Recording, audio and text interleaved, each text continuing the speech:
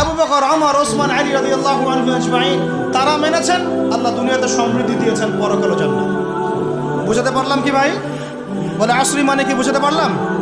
আল্লাহ পাক এই সময়ের কসম করে বলছেন, হে মানুষ শুনো, ইন্নাল ইনসানা লাফি খুসর, সমস্ত মানুষই ক্ষতির মধ্যে আছে। বলেন নাউজুবিল্লাহ।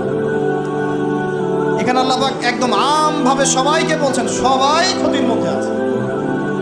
মানুষের ক্ষতি কয় প্রকার? আমার সাথে বলেন, মানুষের ক্ষতি দুই প্রকার। কয় প্রকার? মানুষের ক্ষতি কয় প্রকার? এক, ইহকালীন ক্ষতি, দুই, পরকালীন ক্ষতি। এক, ইহকালীন ক্ষতি, দুই, পরকালীন ক্ষতি। ইহকালীন ক্ষতি কি? ইহকালীন ক্ষতি হচ্ছে সূরাতুল রুমের এই আয়াতটা। আল্লাহ পাক বলছেন, বা'দা আউযু বিল্লাহি মিনাশ শাইতানির রাজিম, যাহারাল ফাসাদু ফিল বাররি ওয়াল বাহরি বিমা কাসাবাত আইদিন নাস।